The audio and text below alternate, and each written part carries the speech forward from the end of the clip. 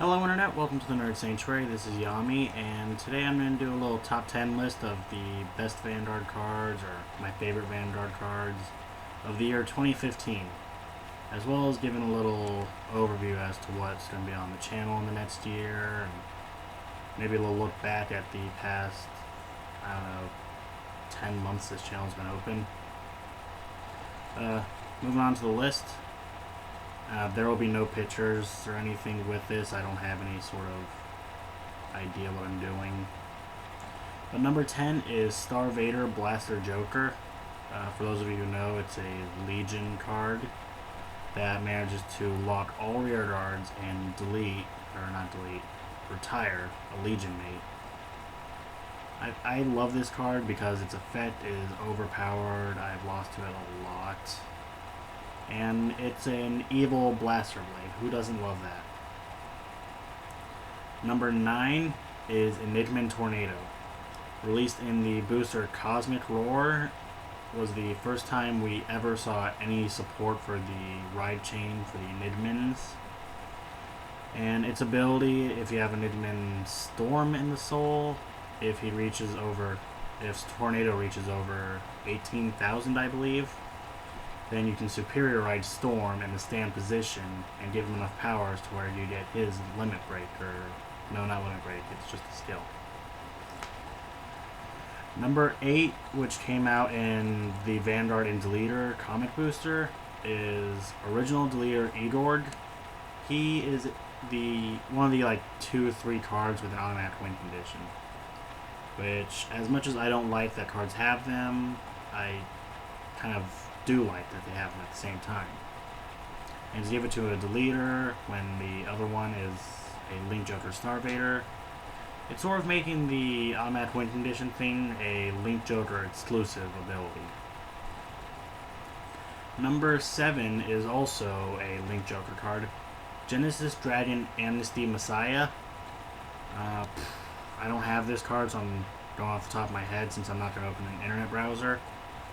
But I believe that when it unlocks cards when it attacks, and then if the total number, it gets 3,000 for each unlocked card. And I think it gains a critical if there's a certain amount that's unlocked. But number 6 is Interdimensional Dragon Chronos Command Dragon, first released in the first booster, Generation Stride. Its ability, when its attack hits, is Counterblast 2, Soul Blast 1, and discard a card from your hand to send all of your opponent's rear guards to the bottom of their deck. I always love this card because it's a quick way to wipe out your opponent's field. In a heavy offensive, pressure-based build, you want Chronos Command to pressure your opponent into guarding that attack or lose all their rear guards, which will make it easier for your other attacks to hit because your opponent won't have any intercepts. Number 5 is Force Spear Mutant Deity Stun Beetle. I wouldn't have even known about this card if it wasn't for the last time I played against Kira Qualia. He had used this Stride unit, and it completely stopped my Vanguard from from standing up on my next turn, or being able to normal ride, which really hurt considering, if you stride a G unit, it stays in the same position as the Vanguard, so it's not exactly great. But he used this card in combination with grade 3 that is also on my list, I believe, and it just really hurt.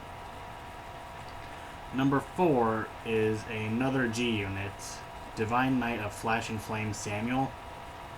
He has the skill that when he attacks, if you have 5 or more rear guards and your opponent's damage is 4 or less, then you can Counterblast 2 to deal 1 damage when he attacks. Your opponent still does a damage check. That's great because it really puts on the pressure. It's a way of getting off of damage without an attack having to hit. I think the only other card that can do that is, what was his name? I think he was in the Shadow Paladin clan. I think it was Drag Ruler Phantom. I'm pretty sure it's the Mordred Cross Break Ride. But I love that had that effect, and I wished for so long that the Royal Paladin or Narukami had it, because those are my two favorite clans. And we finally got it in Divine Knight of Flash and Flame Samuel. Number 3 is Chrono Dragon Net Stage. It is a cross-stride unit, I believe, for the Gear Chronicle clan, in which after it attacks, flip a face-down copy of it, and I don't know if there are any other effects to that or not, but if you have a Chronojet Dragons card in your heart, then you get to put Net Stage back onto the G-Zone face up and stand Chronojet for another attack. Pretty great. It's sort of like how the Aqua Force have the ability to restand rear guards with a power drop, so that they get that other attack off.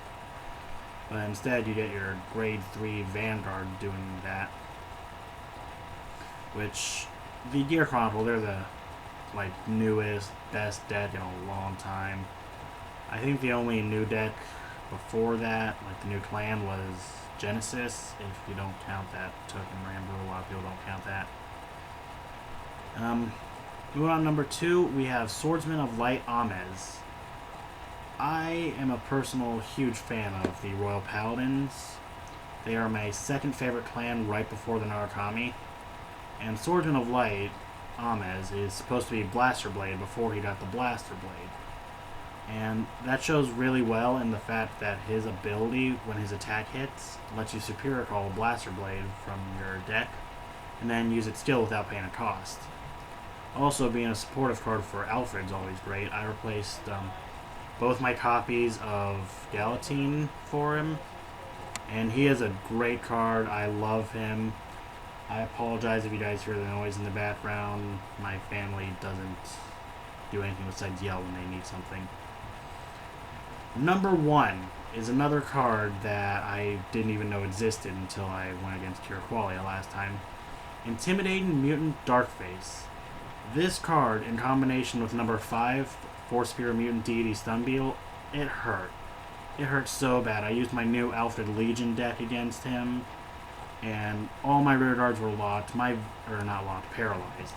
My Vanguard was paralyzed. There were so little moves I could do.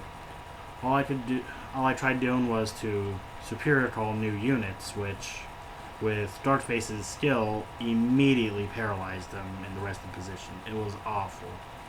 But more than the frustration at being paralyzed, I was impressed. These two made it so hard to do anything. And that is my top 10 list. Going through it one more time.